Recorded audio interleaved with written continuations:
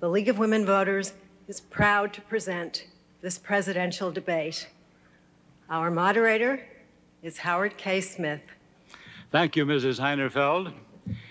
The League of Women Voters is pleased to welcome to the Cleveland, Ohio Convention Center Music Hall President Jimmy Carter, the Democratic Party's candidate for re-election to the presidency, and Governor Ronald Reagan of California, the Republican Party's candidate for the presidency. The candidates will debate questions on domestic, economic, foreign policy, and national security issues.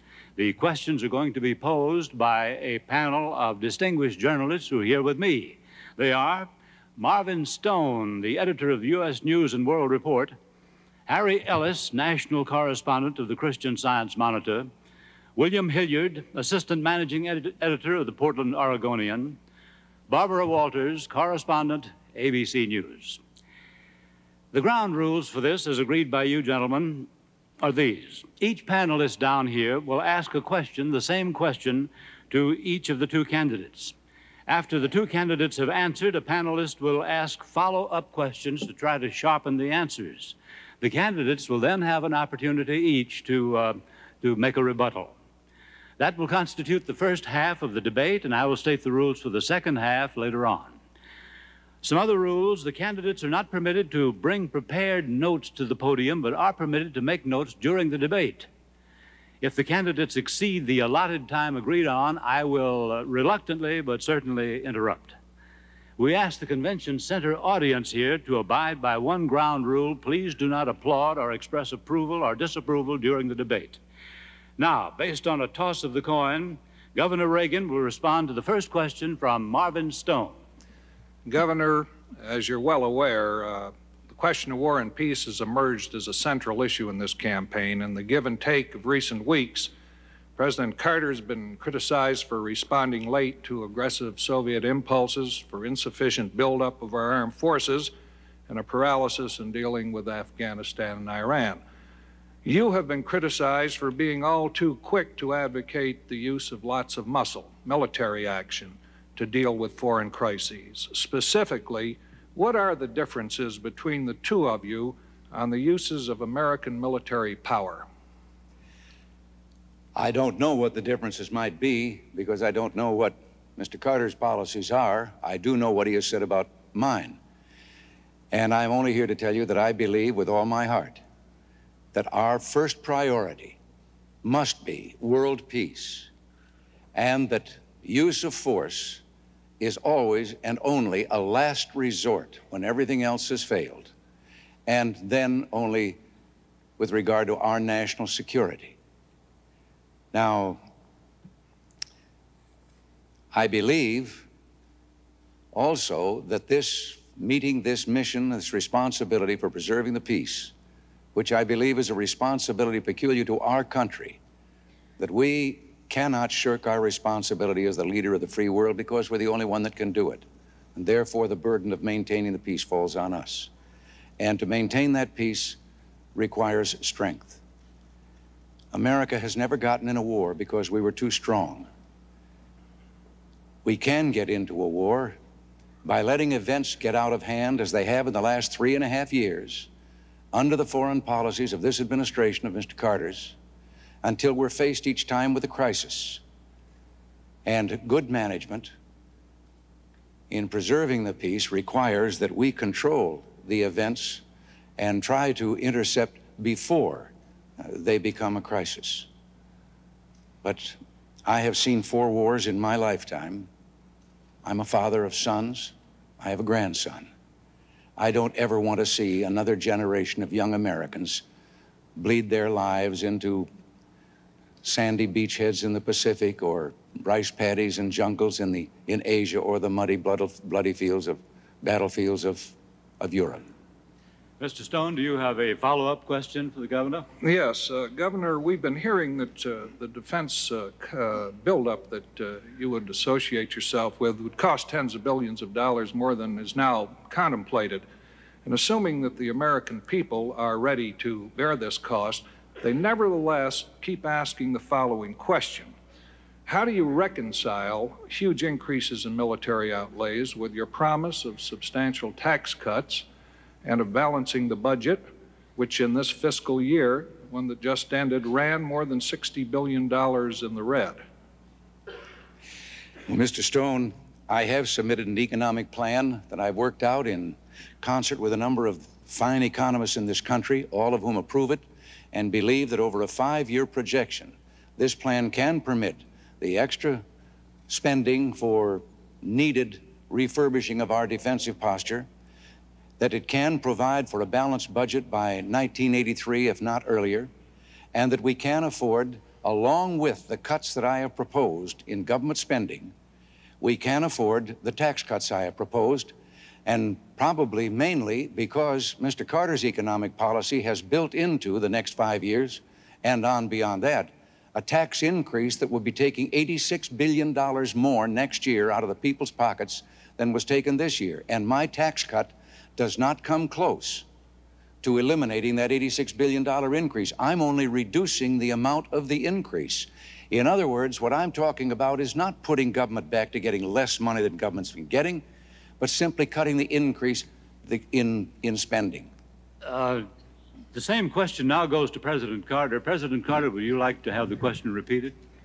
Yes, President Carter, the question of war and peace, a central issue in this campaign. You've been criticized for, in the give and take, for responding late to aggressive Soviet impulses, for an insufficient buildup of our armed forces, and a paralysis in dealing with Afghanistan and Iran. Governor Reagan, on the other hand, has been criticized for being all too quick to advocate the use of lots of muscle military action to deal with foreign crises such as I've mentioned. Specifically, what are the differences between the two of you on the uses of American military power? Mr. Stone, I've had to make thousands of decisions since I've been president, serving in the Oval Office. And with each one of those decisions that affect the future of my country, I have learned in the process. I think I'm a much wiser and more experienced man than I was when I debated 4 years ago against President Ford. I've also learned that there are no simple answers to complicated questions. H.L. Mencken said that for every problem, there's a simple answer. It would be neat and plausible and wrong. The fact is that this nation, in the 8 years before I became president, had its own military strength decrease.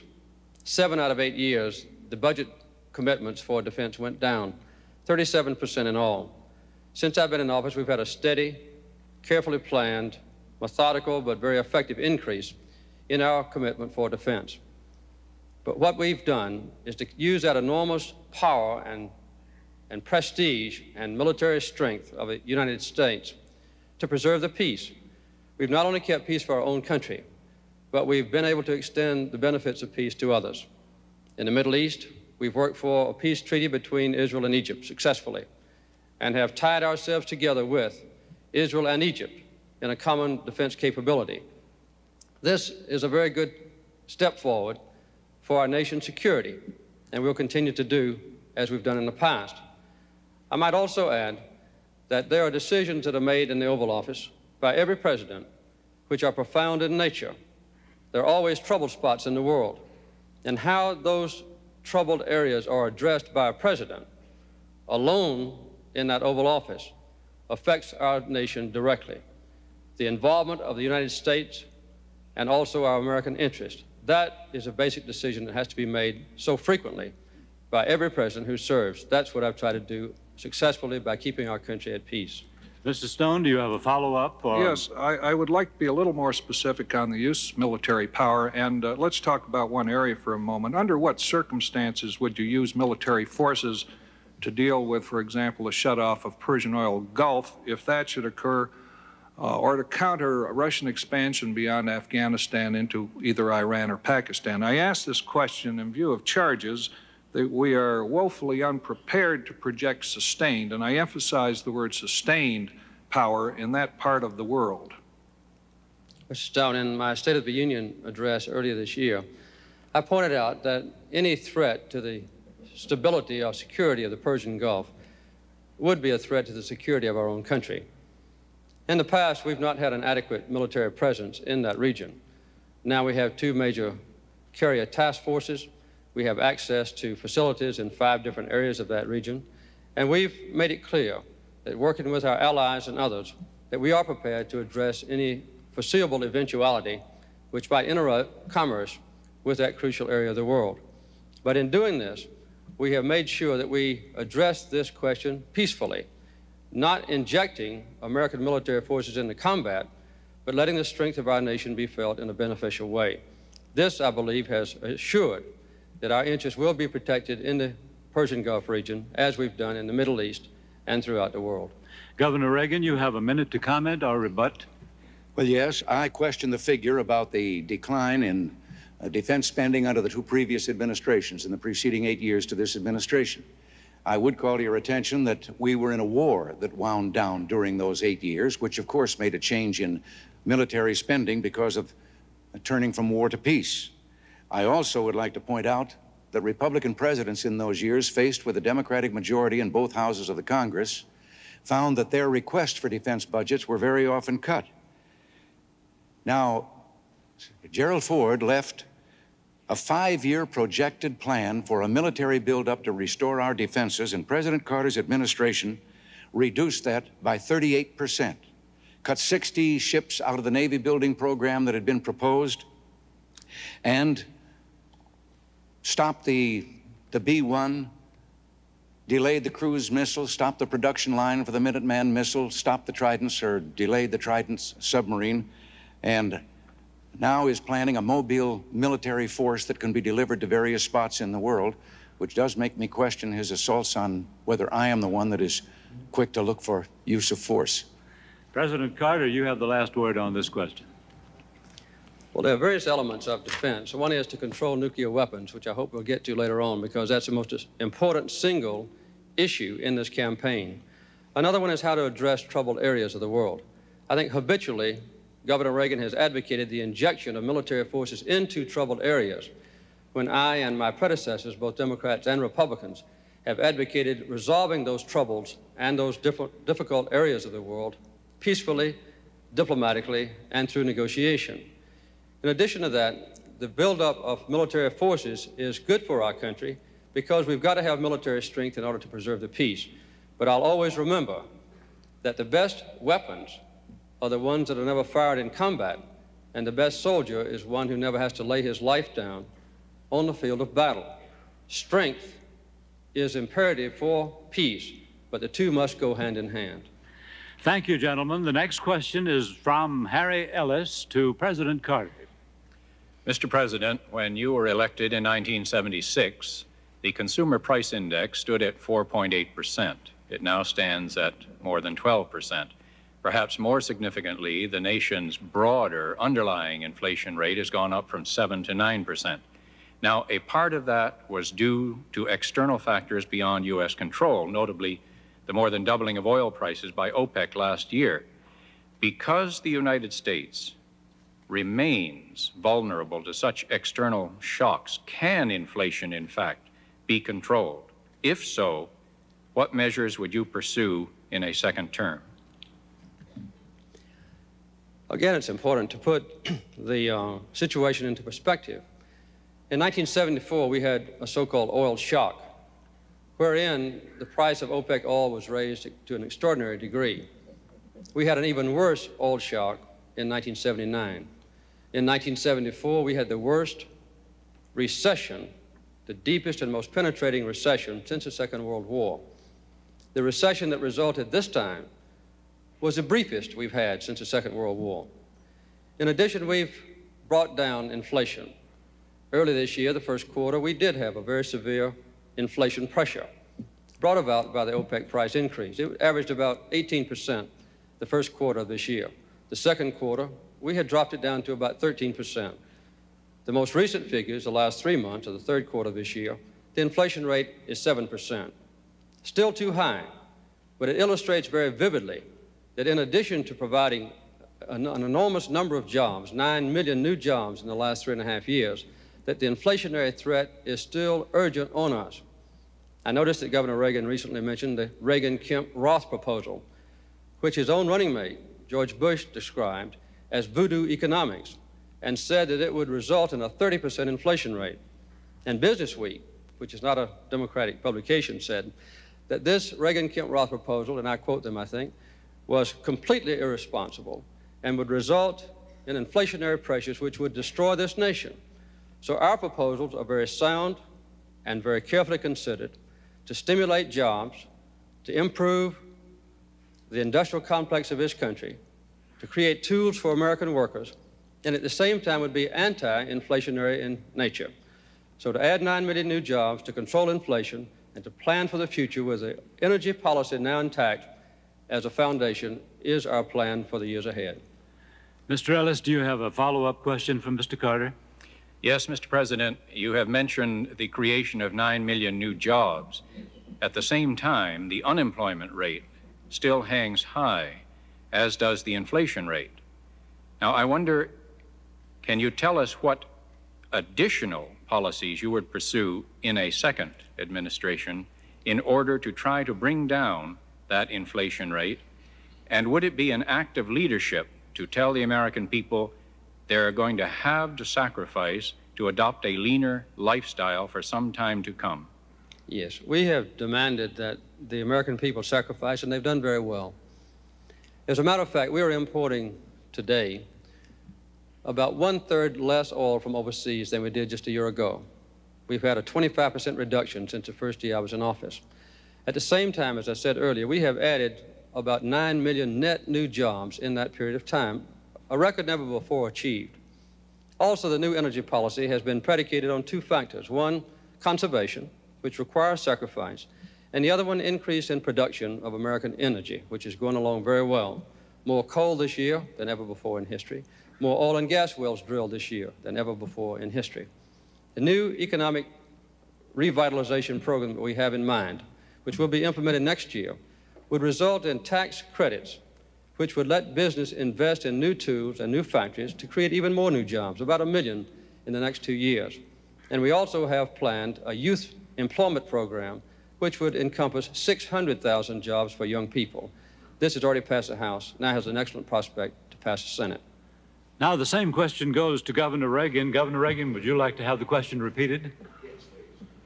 Governor Reagan, during the past 4 years, the Consumer Price Index has risen from 4.8% to currently over 12%. And perhaps more significantly, the nation's broader underlying rate of inflation has gone up from 7 to 9%. Now, a part of that has been due to external factors beyond U.S. control, and notably the more than doubling of OPEC oil prices last year, which leads me to ask you whether, since the United States remains vulnerable to such external shocks, can inflation in fact be controlled?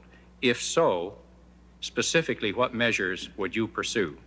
Mr. Ellis, I think this idea that has been spawned here in our country that inflation somehow came upon us like a plague and therefore it's uncontrollable and no one can do anything about it is entirely spurious, and it's dangerous to say this to the people.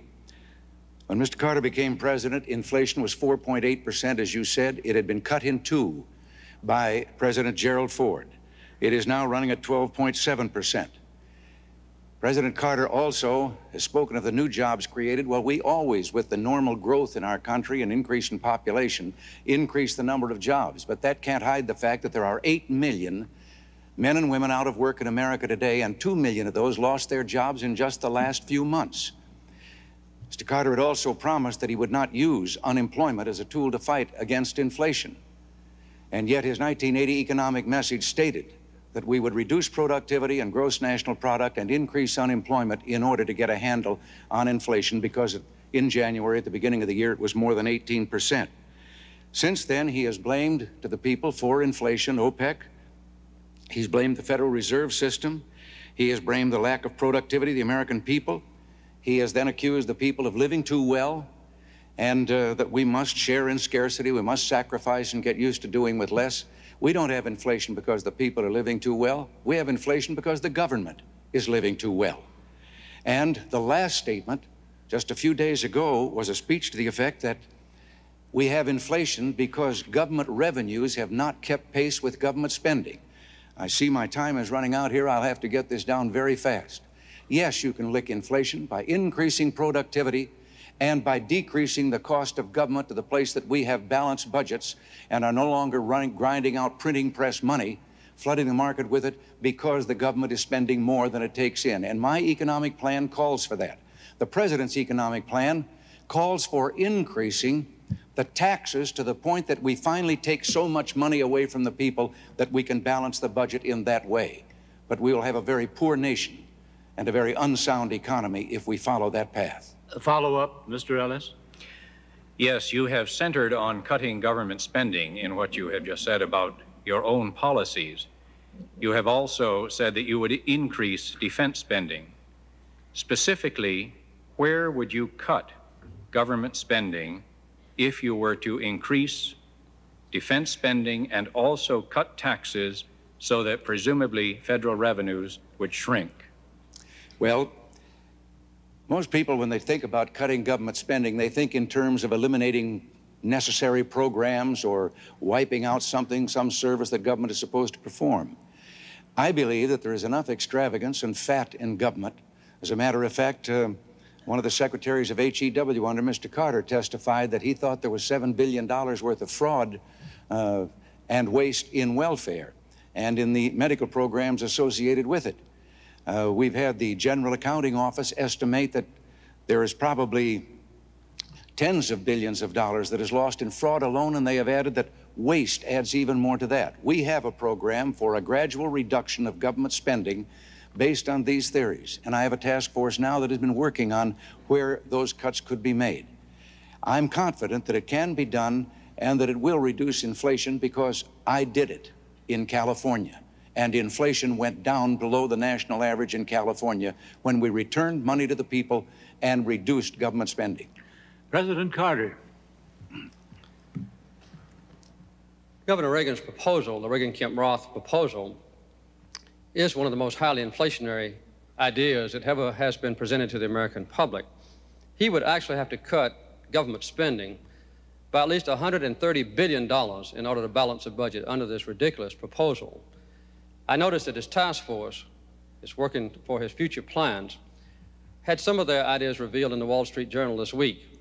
One of those ideas was to repeal the minimum wage. And several times this year, Governor Reagan has said that the major cause of unemployment is the minimum wage.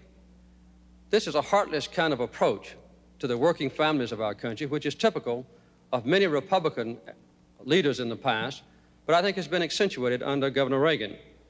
In California, I'm surprised Governor Reagan brought this up, he had the 3 largest tax increases in the history of that state under his administration.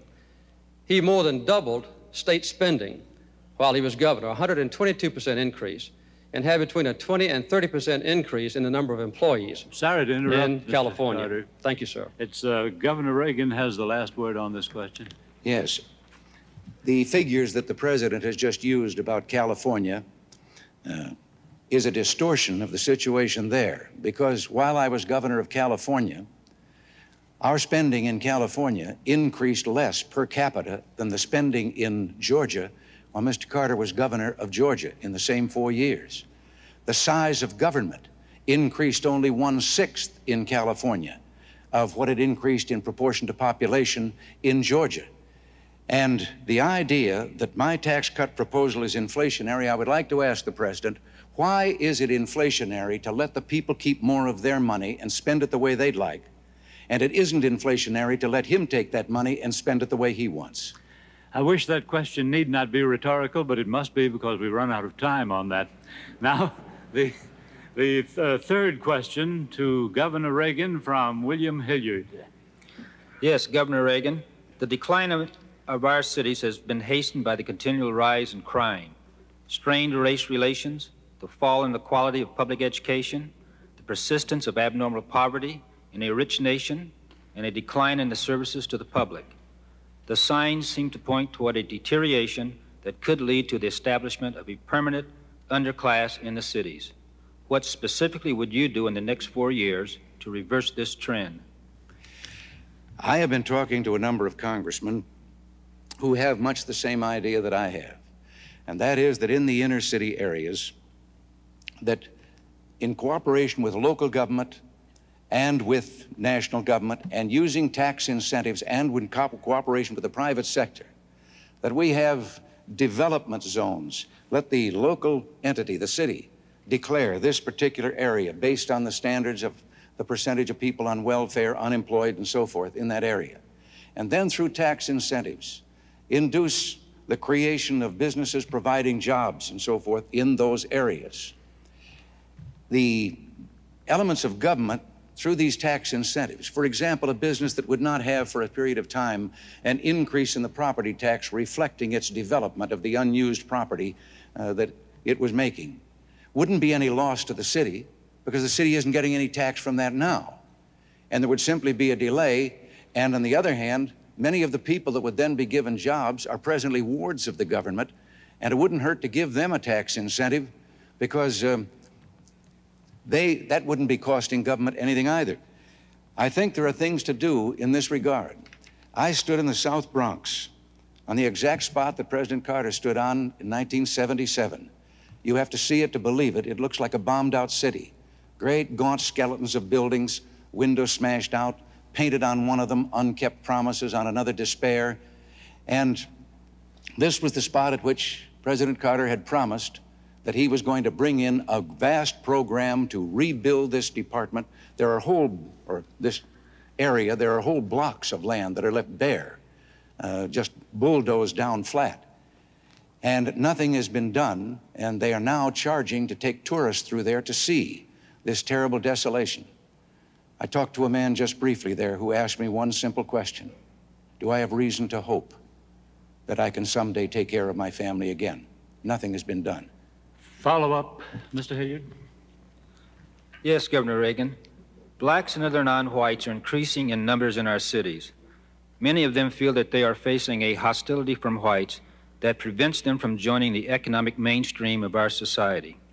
There is racial confrontation in the schools, on jobs, and in housing as non-whites seek to reap the benefits of a free society. What do you think is the nation's future as a multiracial society? I believe in it. I am eternally optimistic, and I happen to believe that we've made great progress from the days when I was young and when this country didn't even know it had a racial problem. I know those things can grow out of despair in an inner city, when there's hopelessness at home, lack of work, and so forth. But I believe that all of us together, and I believe the presidency is what Teddy Roosevelt said it was. It's a bully pulpit. And I think that something can be done from there, because the goal for all of us should be that one day things will be done neither because of nor in spite of any of the differences between us, ethnic differences or racial differences, whatever they may be, that we will have total equal opportunity for all people. And I would do everything I could in my power to bring that about. Mr. Hilliard, would you repeat your question for President Carter? President Carter, the decline of our cities has been hastened by the continual rise in crime, strained race relations, the fall in the quality of public education, the persistence of abnormal poverty in a rich nation, and a decline in services to the public. The signs seem to point toward a deterioration that could lead to the establishment of a permanent underclass in the cities. What specifically would you do in the next 4 years to reverse this trend? Thank you, Mr. Hilliard. When I was campaigning in 1976, everywhere I went, the mayors and local officials were in despair about the rapidly deteriorating central cities of our nation. We initiated a very fine urban renewal program, working with the mayors, the governors, and other interested officials. This has been a very successful effort. That's one of the main reasons that we've had such an increase in the number of people employed. Of the 9 million people put to work in new jobs since I've been in office, 1.3 million of those has been among black Americans and another million among those who speak Spanish. We're now planning to continue the revitalization program with increased commitments of rapid transit, mass transit. Under the windfall profits tax, we expect to spend about $43 billion in the next 10 years to rebuild the transportation systems of our country. We also are pursuing the housing programs. We've had a 73% increase in the allotment of federal funds for improved education. These are the kinds of efforts worked on a joint basis with community leaders, particularly in the minority areas of essential cities that have been deteriorating so rapidly in the past. It's very important to us that this be done with the full involvement of minority citizens. I brought into the top levels of government, into the White House, into administrative offices of the executive branch, into the judicial system, highly qualified black and Spanish citizens and women who in the past had been excluded. I noticed that Governor Reagan said that when he was a younger man, that there was no knowledge of a racial problem in this country. Those who suffered from discrimination because of race or sex certainly knew we had a racial problem. We have gone a long way toward correcting these problems, but we still have a long way to go. Follow-up question? Yes, President Carter, I'd like to repeat the same follow-up to you. Blacks and other non-whites are increasing in numbers in our cities. Many of them feel that they are facing a hostility from whites that prevents them from joining the economic mainstream of our society. There is racial confrontation in the schools, on jobs, and in housing as non-whites seek to reap the benefits of a free society.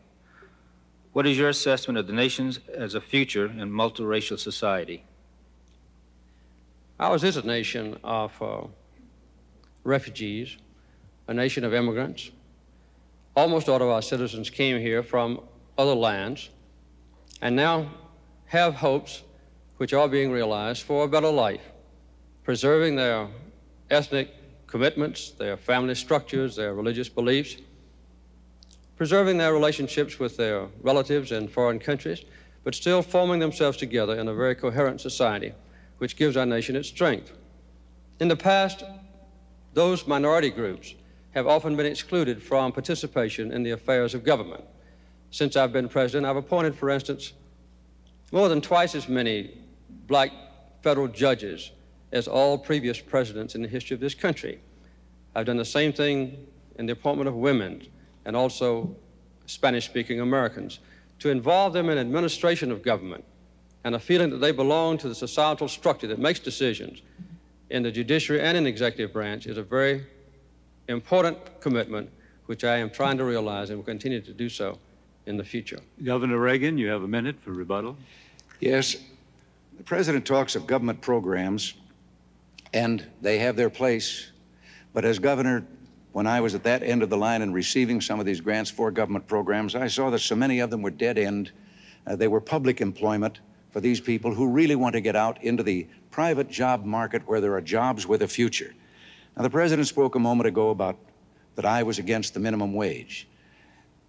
I wish he could have been with me when I sat with a group of teenagers who were black and who were telling me about their unemployment problems, and that it was the minimum wage that had done away with the jobs that they once could get. And indeed, every time it is increased, you will find that there is an increase in minority unemployment among young people.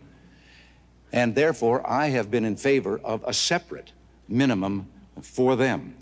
With regard to the great progress that has been made with this government spending, the rate of black unemployment in Detroit, Michigan is 56%. President Carter, you have the last word on this question. Well, it's obvious that we still have a long way to go in fully incorporating the minority groups into the mainstream of American life. We have made good progress, and there's no doubt in my mind that the commitment to unemployment compensation, the minimum wage, welfare, national health insurance, those kinds of commitments that have typified the Democratic Party since ancient history in this country's political life are a very important element of the future. In all those elements, Governor Reagan has repeatedly spoken out against them, which to me shows a very great insensitivity to giving deprived families a better chance in life. This, to me, is a very important difference between him and me in this election, and I believe the American people will judge accordingly. There is no doubt in my mind that in the downtown central cities, with the new commitment on an energy policy, with a chance to revitalize homes and to make them more fuel efficient, with a chance for a synthetic fuels program, solar power, this will give us an additional opportunity for jobs which will pay rich dividends. Thank you, gentlemen. Now for the fourth question to President Carter from Barbara Walters. Mr. President, the eyes of the country tonight are on the hostages in Iran. I realize this is a sensitive area, but the question of how we respond to acts of terrorism goes beyond this current crisis. Other countries have policies that determine how they will respond. Israel, for example, considers hostages like soldiers and will not negotiate with terrorists. For the future, Mr. President, the country has the right to know, do you have a policy for dealing with terrorism wherever it might happen?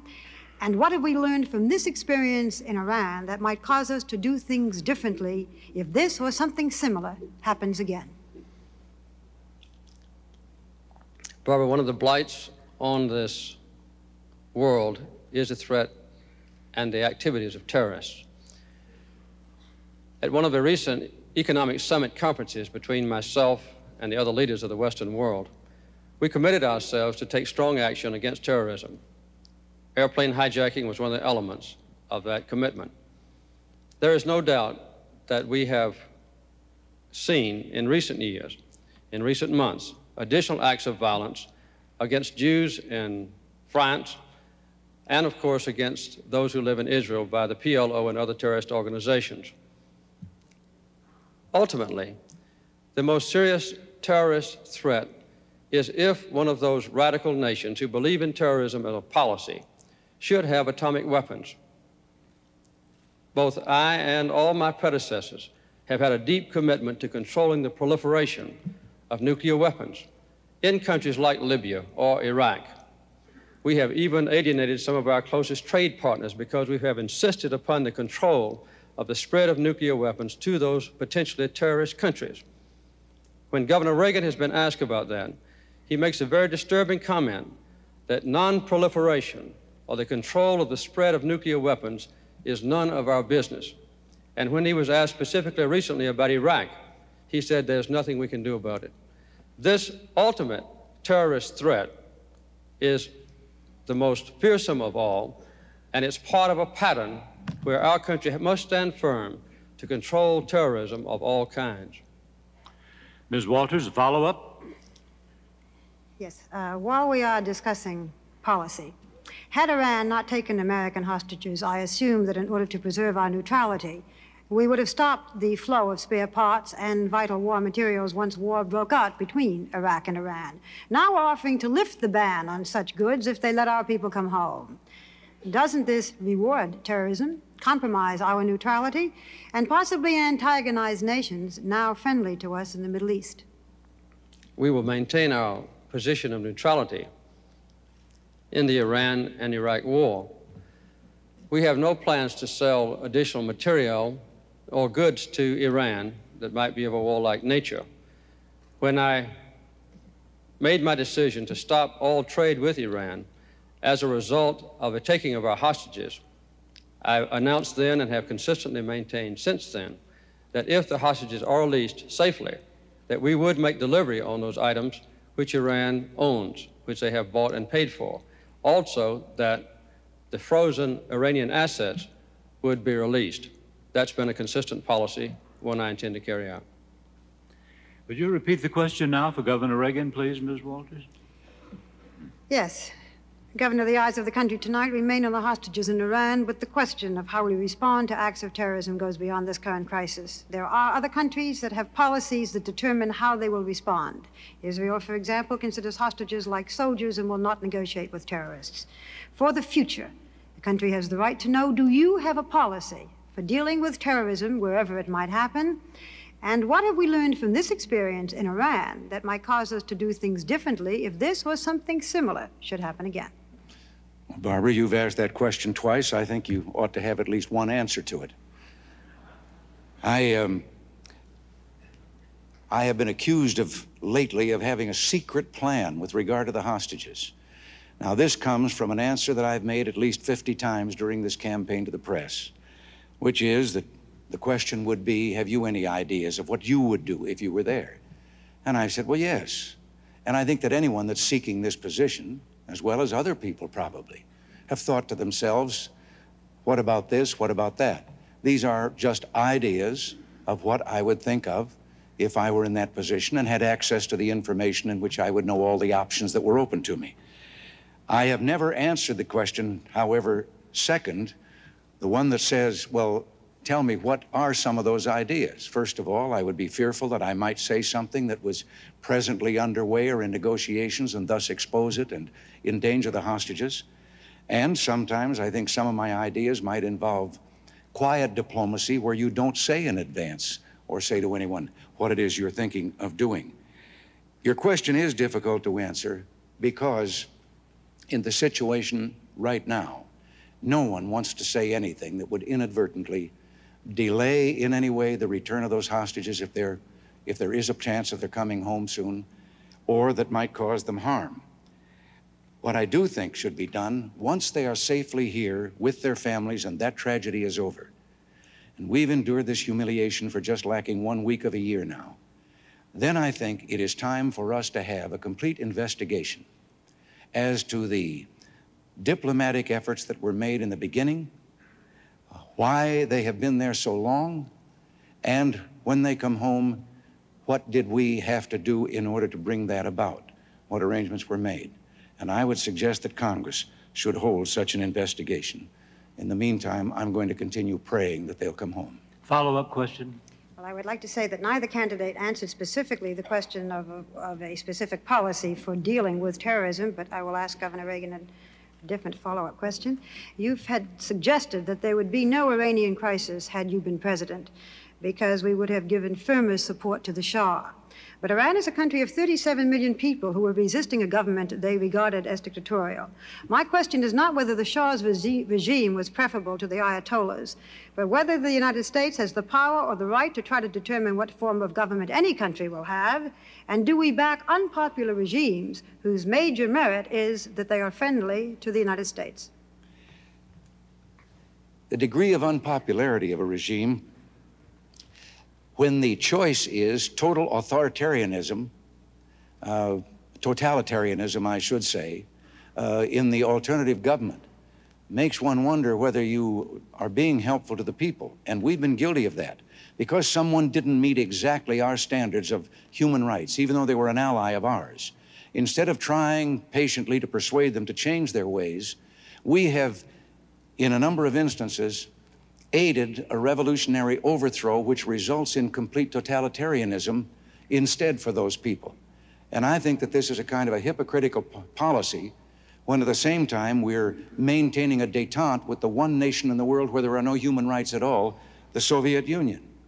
Now, there was a second phase in the Iranian affair in which we had something to do with that. And that was we had adequate warning that there was a threat to our embassy, and we could have done what other embassies did, either strengthen our security there or remove our personnel before the kidnap and the takeover took place. Governor, I'm sorry, I must interrupt. President Carter, you have a minute for rebuttal. I didn't hear any comment from Governor Reagan about what he would do to stop or to reduce terrorism in the future. What the Western allies did decide to do is to stop all air flights, commercial air flights, to any nation involved in terrorism or the hijacking of airplanes or the harboring of hijackers. Secondly, we all committed ourselves, as have all my predecessors in the Oval Office, not to permit the spread of nuclear weapons to a terrorist nation or to any other nation that does not presently have those weapons or capabilities for explosives.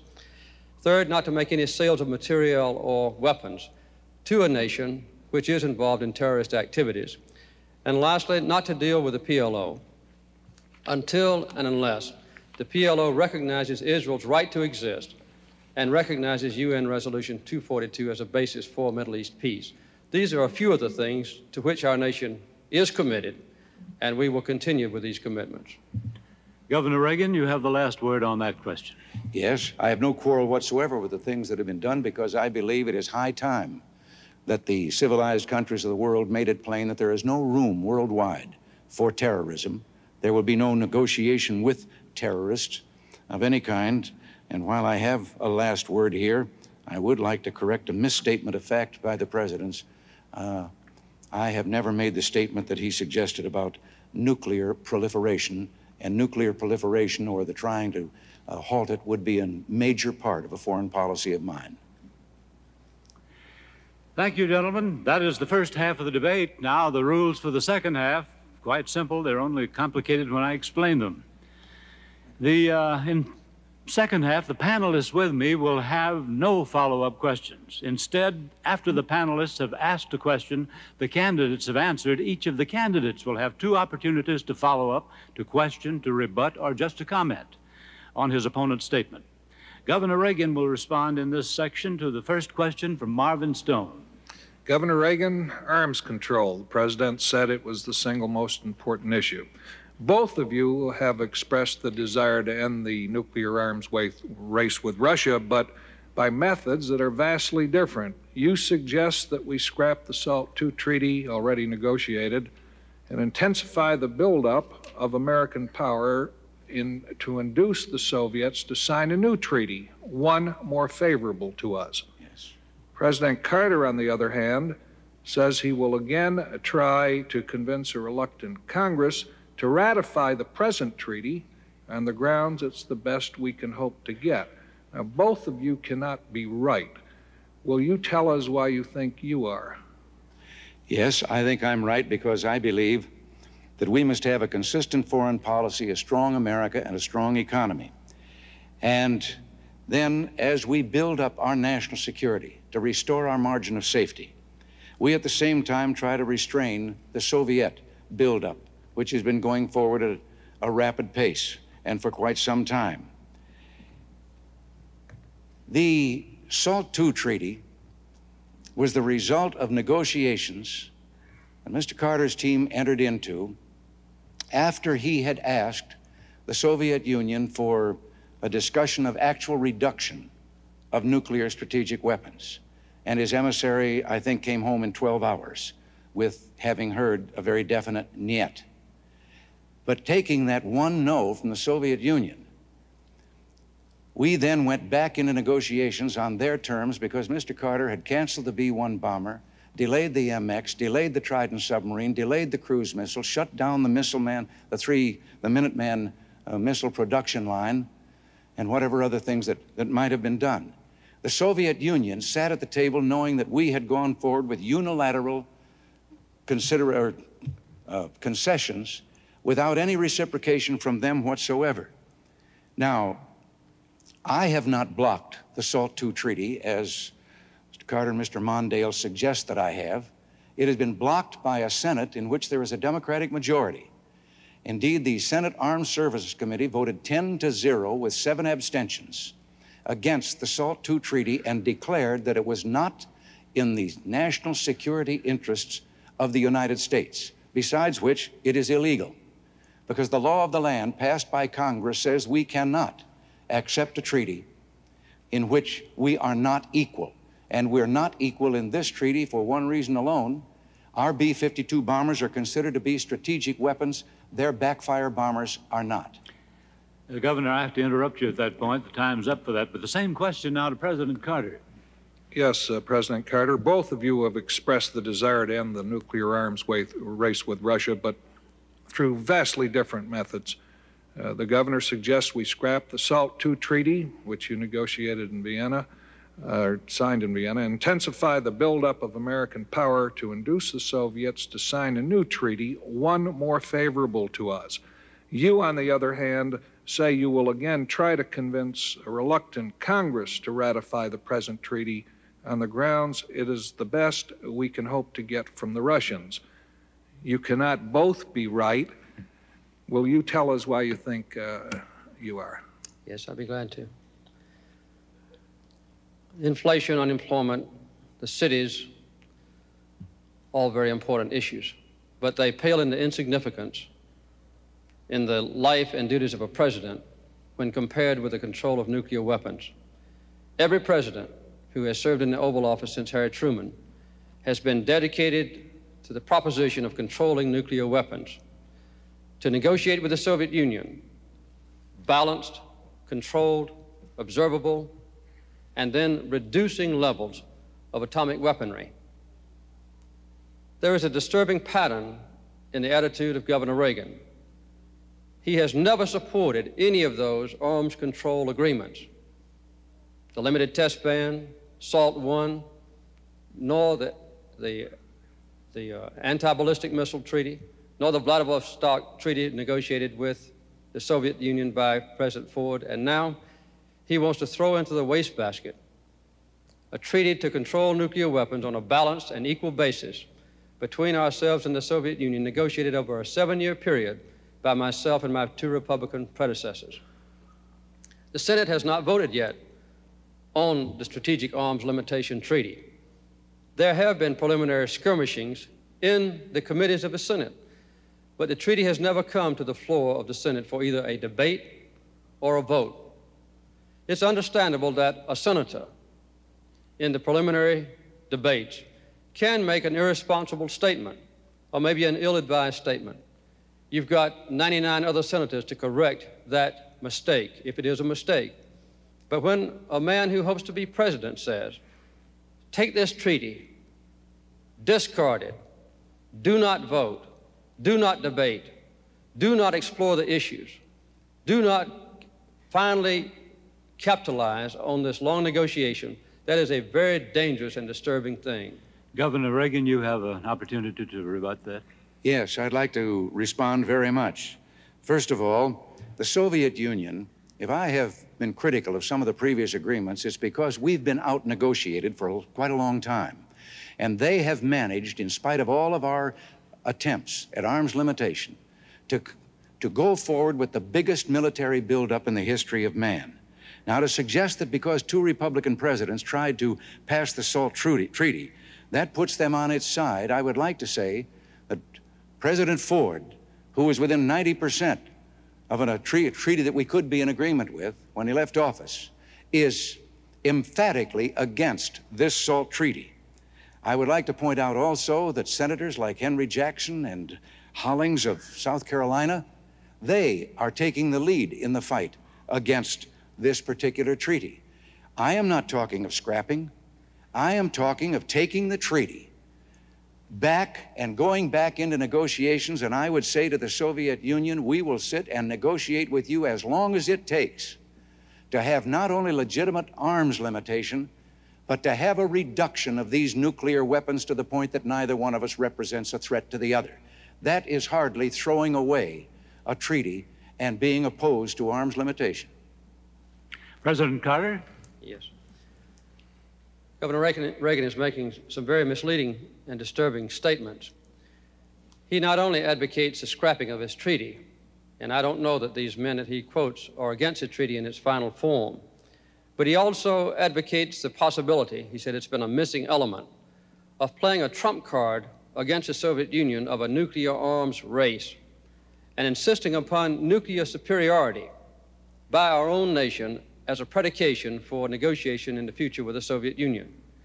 If President Brezhnev said, we will scrap this treaty, negotiated under 3 American presidents over a 7-year period of time, we insist upon nuclear superiority as a basis for future negotiations, and we believe that the launching of a nuclear arms race is a good basis for future negotiations, it's obvious that I, as president, and all Americans would reject such a proposition. This would mean the resumption of a very dangerous nuclear arms race. It would be very disturbing to American people. It would change the basic tone and commitment that our nation has experienced ever since the Second World War, with all presidents, Democratic and Republican, and would also be very disturbing to our allies, all of whom support this nuclear arms treaty. In addition to that, the adversarial relationship between ourselves and the Soviet Union would undoubtedly deteriorate very rapidly. This attitude is extremely dangerous and belligerent in its tone, although it's said with a quiet voice. Governor Reagan? I know the president is supposed to be replying to me, but sometimes I have a hard time in connecting what he's saying with what I have said or what my positions are. Sometimes think it's like the witch doctor that gets mad when a good doctor comes along with a cure that'll work.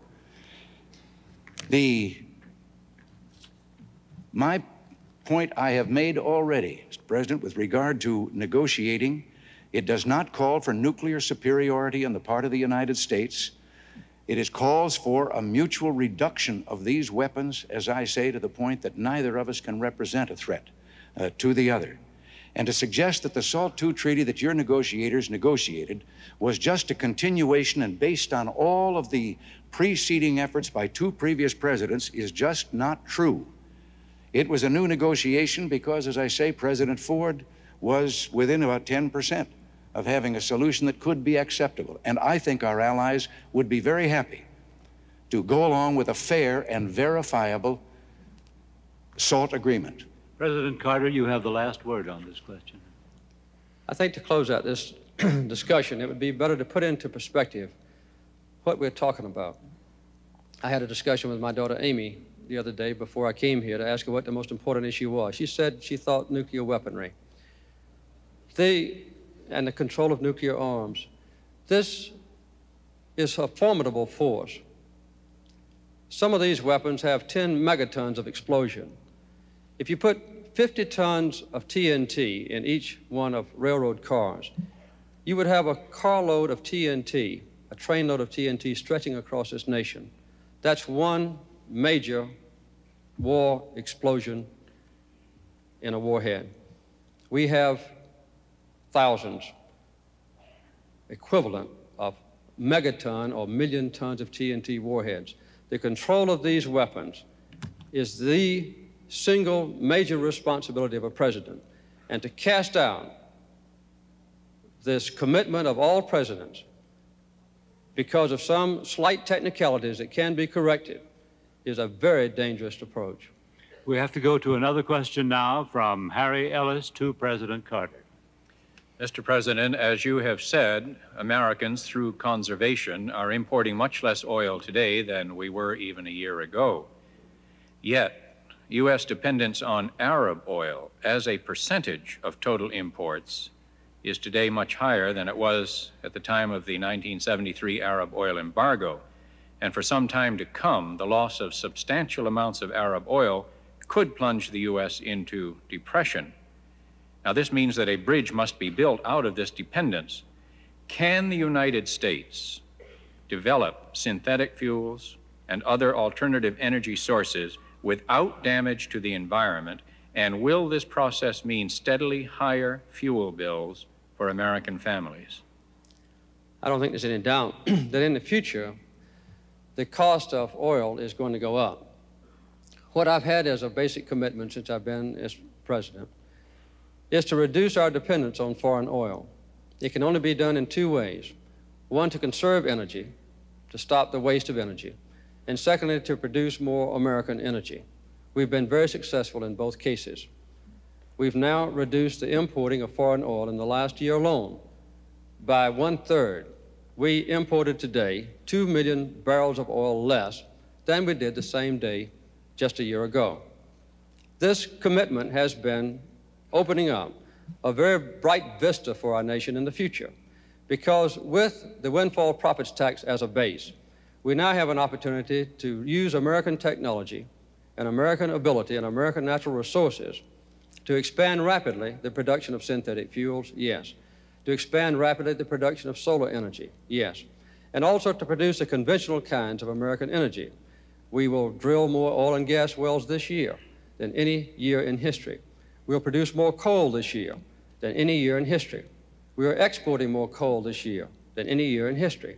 And we have an opportunity now, with improved transportation systems, improved loading facilities in our ports, to see a very good opportunity on the world international market to replace OPEC oil with American coal as a basic energy source. This exciting future will not only give us more energy security, but will also open up vast opportunities for Americans to live a better life and to have millions of new jobs associated with this new and very dynamic industry. And yet, U.S. reliance on Arab oil as a percentage of total imports is much higher today than it was during the 1973 Arab oil embargo. And the substantial loss of Arab oil could plunge the United States into depression. The question is whether the development of alternative energy sources in order to reduce this dependence can be done without damaging the environment, and will it mean for American families steadily higher fuel bills? I'm not so sure that it means steadily higher fuel costs, but I do believe that this nation has been portrayed for too long a time to the people as being energy poor when it is energy rich. The coal that the President mentioned, yes, we have it, and yet 1/8 of our total coal resources is not being utilized at all right now. The mines are closed down. There are 22,000 miners out of work. Most of this is due to regulations which either interfere with the mining of it or prevent the burning of it. With our modern technology, yes, we can burn our coal within the limits of the Clean Air Act. I think as technology improves, we'll be able to do even better with that. The other thing is that we have only leased out and begun to explore 2% of our outer continental shelf for oil, where it is believed by everyone familiar with that fuel and that source of energy that there are vast supplies yet to be found. Our government has, in the last year or so, taken out of multiple use millions of acres of public lands that once were, while they were public lands, subject to multiple use exploration for minerals and so forth. It is believed that probably 70% of the potential oil in the United States is probably hidden in those lands, and no one is allowed to even go and explore to find out if it is there. This is particularly true of the recent efforts to shut down part of Alaska. Nuclear power, there were 36 power plants planned in this country. And let me add the word safety. It must be done with the utmost of safety. But 32 of those have given up and canceled their plans to build. And again, because government regulations and permits and so forth make it take more than twice as long to build a nuclear plant in the United States as it does to build one in Japan or in Western Europe. We have the sources here. We are energy rich. And coal is one of the great potentials we have. President Carter, your comment? Yes, sir. To repeat myself, we have this year the opportunity, which we'll realize, to produce 800 million tons of coal, an unequaled record in the history of our country. Governor Reagan says that this is not a good achievement, and he blames restraints on coal production on regulations that affect the life and the health and safety of miners, and also regulations that protect the purity of our air and the quality of our water and our land. We cannot cast aside those regulations. We have a chance in the next 15 years, insisting upon the health and safety of workers in the mines, and also preserving the same high air and water pollution standards to triple the amount of coal we produce.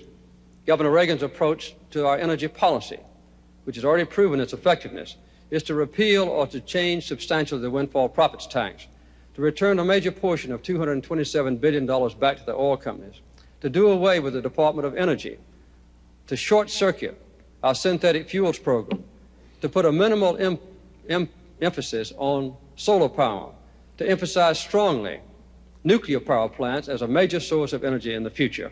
He wants to put all our eggs in one basket and give that basket to the major oil companies. Governor Reagan. That is a misstatement, of course, of my position. I just happen to believe that free enterprise can do a better job of producing the things that people need than government can. The Department of Energy has a multi-billion-dollar budget in excess of $10 billion. It hasn't produced a quart of oil or a lump of coal or anything else in the line of energy. And for Mr. Carter to suggest that I want to do away with the safety laws and with the laws that pertain to clean water and clean air and so forth, as governor of California, I took charge of passing the strictest air pollution laws in the United States, the strictest air quality law that has ever been adopted in the United States, and we created an OSHA, an Occupational Safety and Health Agency for the protection of employees, before the federal government had one in place, and to this day, not one of its decisions or rulings has ever been challenged. So I think some of those charges are missing the point. I am suggesting that there are literally thousands of unnecessary regulations that invade every facet of business and indeed very much of our personal lives, that are unnecessary, that government can do without, that have added $130 billion to the cost of production in this country, and that are contributing their part to inflation. And I would like to see us a little more free as we once were. President Carter, another crack at that? Sure. As a matter of fact, the air pollution standard laws that were passed in California were passed over the objections of Governor Reagan. And this is a very well-known fact. Also, recently, when someone suggested that the Occupational Safety and Health Act should be abolished, Governor Reagan responded, "Amen." The offshore drilling rights is a question that Governor Reagan raises often. As a matter of fact, in the proposal for the Alaska lands legislation, 100% of all the offshore lands would be open for exploration, and 95% of all the Alaska lands where it is suspected or believed that minerals might exist. We have, with our 5-year plan for the leasing of offshore lands, proposed more land to be drilled than has been opened up for drilling since this program first started in 1954. So we're not putting restraints on American exploration. We're encouraging it in every way we can. Governor Reagan, you have the last word on this question. Yes. If it is a well-known fact that I opposed air pollution laws in California, the only thing I can possibly think of is that the president must be suggesting the law that the federal government tried to impose on the state of California, not a law, regulations, that would have made it impossible to drive an automobile within the city limits of any California city, or have a place to put it if you did drive it against their regulations. It would have destroyed the economy of California. And I must say we had the support of Congress when we pointed out how ridiculous this attempt was by the Environmental Protection Agency. We still have the strictest air control or air pollution laws in the country. As for offshore oiling, only 2% now is so leased and is producing oil. The rest, as to whether the lands are going to be opened in the next 5 years or so, we're already 5 years behind in what we should be doing. There is more oil now in the wells that have been drilled than has been taken out in the 121 years that they've been drilled. Thank you, Governor. Thank you, Mr. President. The next question goes to Governor Reagan from William Hilliard. Governor Reagan, wage earners in this country, especially the young, are supporting a Social Security system that continues to affect their income drastically. The system is fostering a struggle between the young and the old and is drifting the country toward a polarization of these two groups. How much longer can the young wage earner expect to bear the ever-increasing burden of the Social Security system? The Social Security system was based on a false premise with regard to how fast the number of workers would increase and how fast the number of retirees would increase. It is actuarially out of balance. And this first became evident about 16 years ago. And some of us were voicing warnings then. Now it is trillions of dollars out of balance. And the only answer that has come so far is the biggest single tax increase in our nation's history, the payroll tax increase for Social Security, which will only put a Band-Aid on this and postpone the day of reckoning by a few years at most. What is needed is a study that I have proposed by a task force of experts to look into this entire problem as to how it can be reformed and made actuarially sound, but with the premise that no one presently dependent on Social Security is going to have the rug pulled out from under them and not get their check. We cannot frighten, as we have with the threats and the campaign rhetoric that has gone on in this campaign, our senior citizens. Leave them thinking that in some way they're endangered and they would have no place to turn. They must continue to get those checks, and I believe that the system can be put on a sound actuarial basis. But it's going to take some study and some work, and not just passing a tax increase to let the load or the roof fall in on the next administration. Would you repeat that question for President Carter? Yes, President Carter, wage earners in this country, especially the young, are supporting a Social Security system that continues to affect their income drastically. The system is fostering a struggle between young and old and is drifting the country toward a polarization of these two groups. How much longer can the young wage earner expect to bear the ever-increasing burden of the Social Security system? As long as there's a Democratic president in the White House, we will have a strong and viable Social Security system free of the threat of bankruptcy. Although Governor Reagan has changed his position lately, on 4 different occasions he has advocated making Social Security a voluntary system which would, in effect, very quickly bankrupt it. I noticed also in the Wall Street Journal earlier this week that a preliminary report of his task force advocates making Social Security more sound by reducing the adjustments in Social Security for the retired people to compensate for the impact of inflation. These kinds of approaches are very dangerous to the security and the well-being and the peace of mind of the retired people of this country and those approaching retirement age. But no matter what it takes in the future to keep Social Security sound, it must be kept that way. And although there was a serious threat to the Social Security system and its integrity during the 1976 campaign and when I became president, the action of the Democratic Congress working with me has been to put Social Security back on a sound financial basis. That's the way it will stay. Governor Reagan. Well, that just isn't true. It, as I said, delayed the actuarial imbalance falling on us for just a few years with that increase in taxes, and I don't believe we can go on increasing the tax because the problem for the young people today is that they're paying in far more than they can ever expect to get out. Now, again, this statement that somehow I wanted to destroy it and I just changed my tune, that I was for voluntary Social Security, which would mean the ruin of it. Mr. President, the voluntary thing that I suggested many years ago was that a young man, orphaned and raised by an aunt, who died, his aunt was ineligible for Social Security insurance because she was not his mother. And I suggested that if this is an insurance program, certainly the person who's paying in should be able to name his own beneficiaries. And that's the closest I've ever come to anything voluntary with Social Security.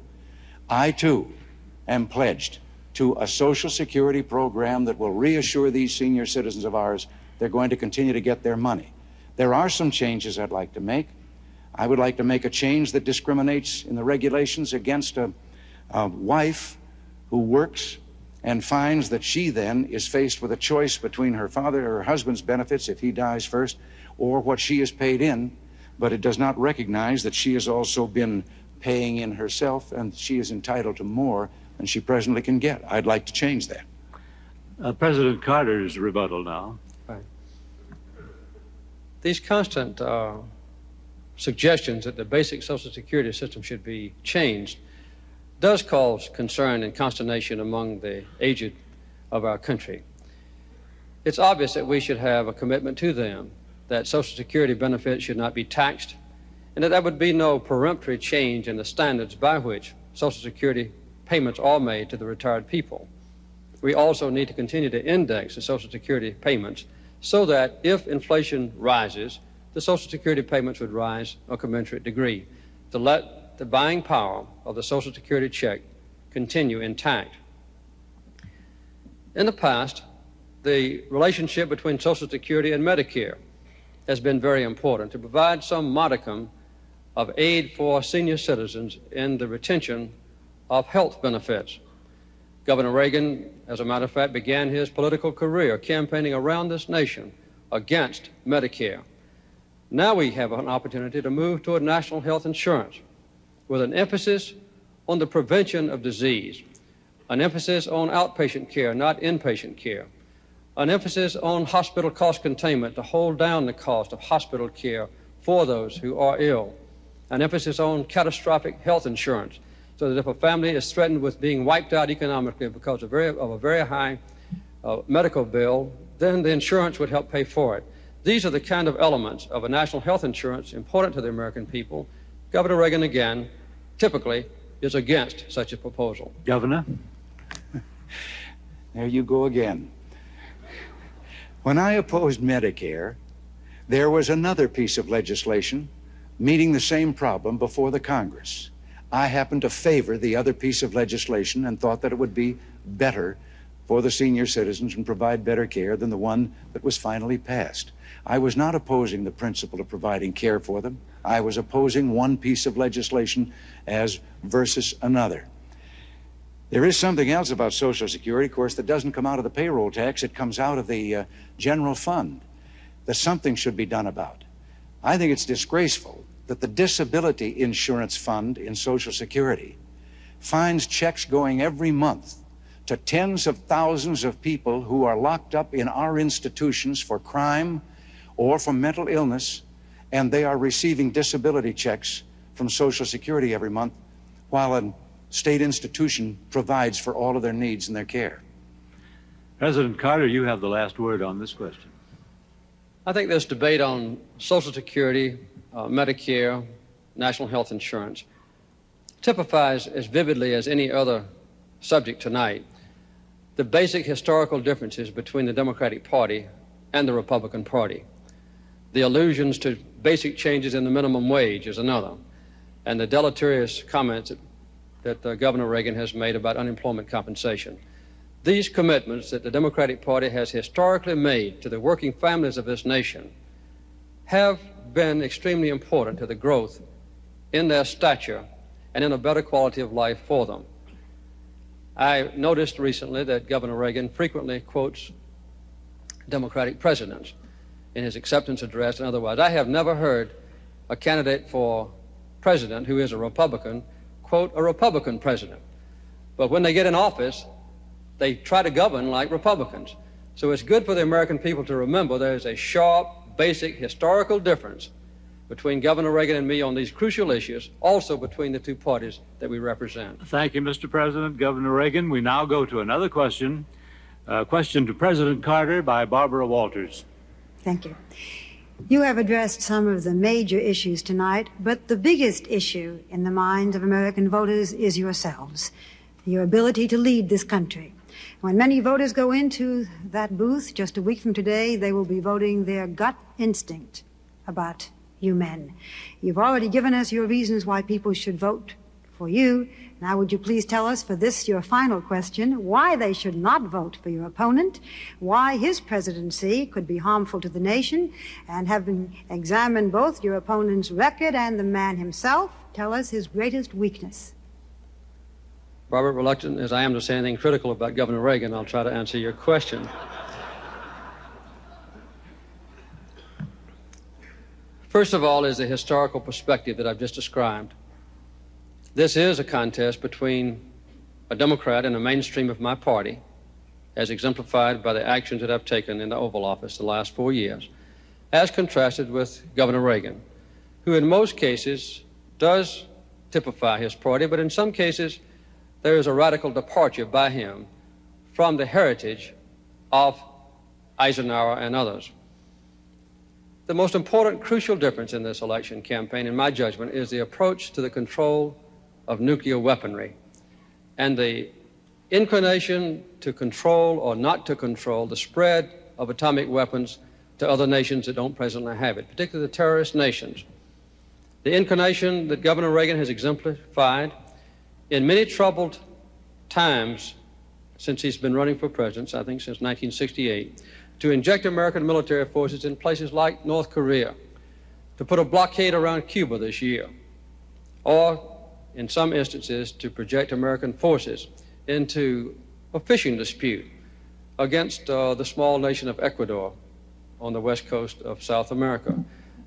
This is typical of his long-standing inclination on the use of American power, not to resolve disputes diplomatically and peacefully, but to show that the exercise of military power is best proven by the actual use of it.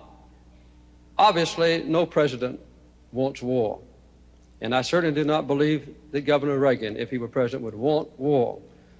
But a president in the Oval Office has to make a judgment on almost a daily basis about how to exercise the enormous power of our country for peace through diplomacy, or in a careless way, in a belligerent attitude, which has exemplified his attitudes in the past. Barbara, would you repeat the question for Governor Reagan? Yes, thank you. Realizing that you may be equally reluctant to speak ill of your opponent, may I ask why people should not vote for your opponent, why his presidency could be harmful to the nation, and having examined both your opponent's record and the man himself, could you tell us his greatest weakness? Well, Barbara, I believe that there is a fundamental difference, and I think it has been evident in most of the answers that Mr. Carter has given tonight, that he seeks the solution to anything as another opportunity for a federal government program. I happen to believe that the federal government has usurped powers and autonomy and authority that belongs back at the state and local level. It has imposed on the individual freedoms of the people, and that there are more of these things that could be solved by the people themselves if they were given a chance, or by the levels of government that were closer to them. Now, as to why I should be and he shouldn't be, when he was a candidate in 1976, President Carter invented a thing he called the misery index. He added the rate of unemployment and the rate of inflation, and it came at that time to 12.5 under President Ford. And he said that no man with that size misery index had a right to seek re-election to the presidency. Today, by his own decision, the misery index is in excess of 20%. And I think this must suggest something. But when I have quoted a Democrat president, as the president says, I was a Democrat. I said many foolish things back in those days.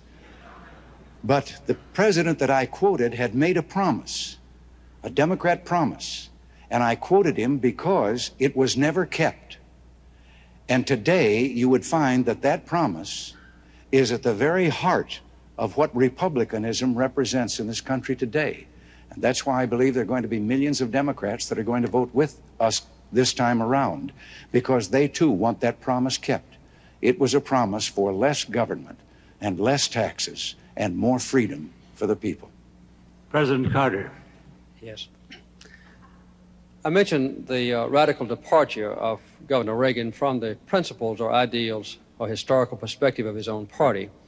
I don't think this can be better illustrated than in the case with guaranteeing women equal rights under the Constitution of our nation.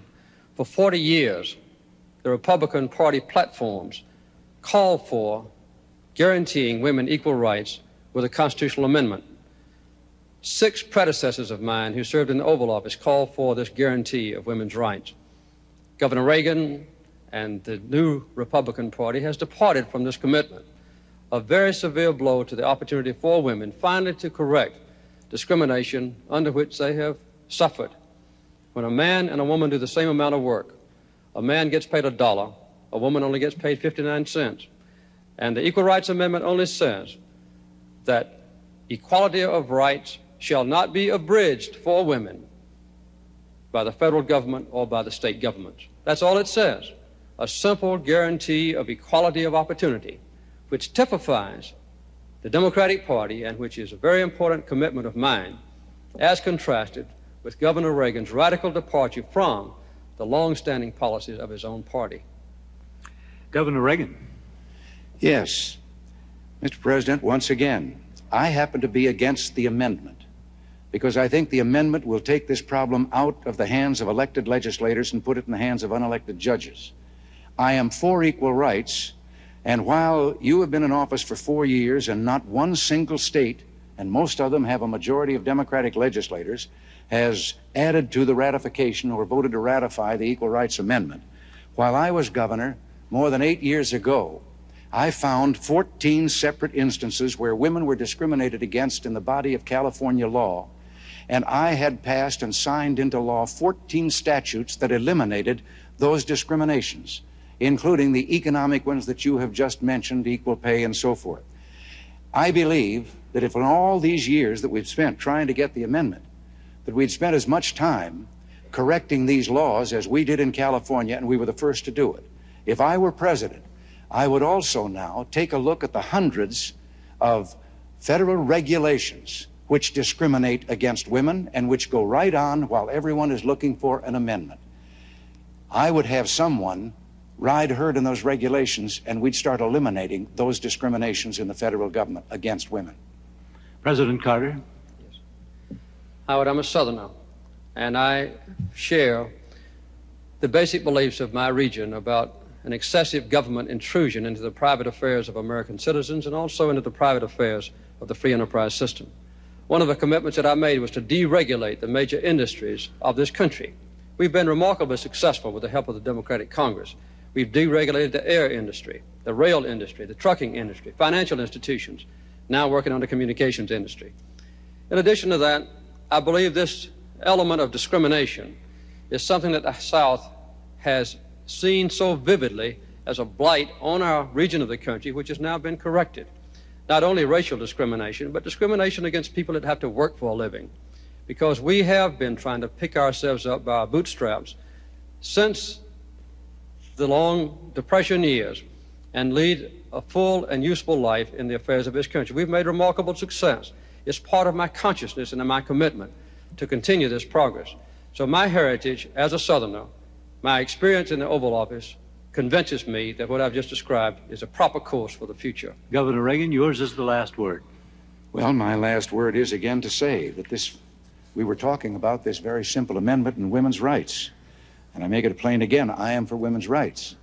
But I would like to call the attention of the people to the fact that that so-called simple amendment could be used by mischievous men to destroy discriminations that properly belong by law to women, respecting the physical differences between the two sexes, labor laws that protect them against doing things that would be physically harmful to them. Those could all be challenged by men. And the same would be true with regard to combat service in the military and so forth. I thought that was the subject we were supposed to be on, but if we're talking about how much we think about the working people and so forth, I'm the only fellow that ever ran for this job who was 6 times president of his own union and still has a lifetime membership in that union. Gentlemen, each of you now have 3 minutes for a closing statement. President Carter, you're first. First of all, I'd like to thank the League of Women Voters for making this debate possible. I think it's been a very constructive debate, and I hope it's helped to acquaint the American people with the sharp differences between myself and Governor Reagan. Also, I want to thank the people of Cleveland and Ohio for being such hospitable hosts during this last few hours in my life. I've been president now for almost 4 years. I've had to make thousands of decisions, and each one of those decisions has been a learning process. I've seen the strength of my nation, and I've seen the crises that it approached in a tentative way, and I've had to deal with those crises as best I could. As I've studied the record between myself and Governor Reagan, I've been impressed with the stark differences that exist between us. I think the results of this debate indicate that that fact is true. I consider myself in the mainstream of my party. I consider myself in the mainstream even of the bipartisan list of presidents who've served before me. The United States must be a nation strong. The United States must be a nation secure. We must have a society that's just and fair. And we must extend the benefits of our own commitment to peace to create a peaceful world. I believe that since I've been in office, there have been 6 or 8 areas of combat evolve in other parts of the world. In each case, I alone have had to determine the interest of my country and the degree of involvement of my country. I've done that with moderation, with care, with thoughtfulness, sometimes consulting experts, but I've learned in this last 3.5 years that when an issue is extremely difficult, when the call is very close, the chances are the experts will be divided almost 50-50. And the final judgment about the future of a nation, war, peace, involvement, reticence, thoughtfulness, care, consideration, concern, has to be made by the man in the Oval Office. It's a lonely job, but with the involvement of the American people in the process with an open government, the job is a very gratifying one. The American people now are facing, next Tuesday, a lonely decision. Those listening to my voice will have to make a judgment about the future of this country. And I think they ought to remember that one vote can make a lot of difference.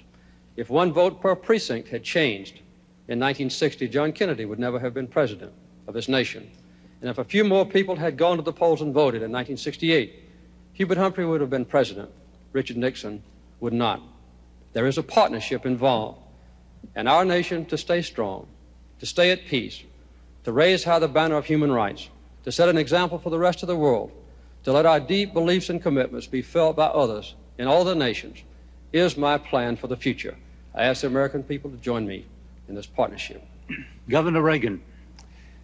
Yes, I would like to add my words of thanks, too, to the ladies of the League of Women Voters for making these debates possible. I'm sorry that we couldn't persuade the bringing in of the third candidate so that he could have been seen also in these debates, but still, it's good that at least once all three of us were heard by the people of this country. Next Tuesday is Election Day. Next Tuesday, all of you will go to the polls. You'll stand there in the polling place and make a decision. I think when you make that decision, it might be well if you would ask yourself, are you better off than you were 4 years ago? Is it easier for you to go and buy things in the stores than it was 4 years ago? Is there more or less unemployment in the country than there was 4 years ago? Is America as respected throughout the world as it was?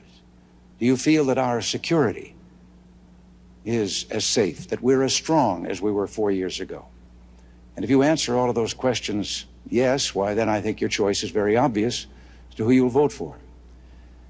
If you don't agree, if you don't think that this course that we've been on for the last 4 years is what you would like to see us follow for the next 4, then I could suggest another choice that you have. This country doesn't have to be in the shape that it is in. We do not have to go on sharing in scarcity with the country getting worse off, with unemployment growing. We talk about the unemployment lines. If all of the unemployed today were in a single line, allowing 2 feet for each one of them, that line would reach from New York City to Los Angeles, California. All of this can be cured, and all of it can be solved. I have not had the experience that the President has had in holding that office, but I think in being governor of California, the most populous state in the Union, if it were a nation, it would be the 7th ranking economic power in the world. I too had some lonely moments and decisions to make. I know that the economic program that I have proposed for this nation in the next few years can resolve many of the problems that trouble us today. I know because we did it there. We cut the cost, the increased cost of government, the increase in half over the 8 years. We returned $5.7 billion in tax rebates, credits, and cuts to our people. We, as I've said earlier, fell below the national average in inflation when we did that. And I know that we did give back authority and autonomy to the people. I would like to have a crusade today, and I would like to lead that crusade with your help. And it would be one to take government off the backs of the great people of this country and turn you loose again to do those things that I know you can do so well because you did them and made this country great. Thank you. Gentlemen, ladies and gentlemen, for 60 years, the League of Women Voters has been committed to citizen education and effective participation of Americans in governmental and political affairs. The most critical element of all in that process is an informed citizen who goes to the polls and who votes.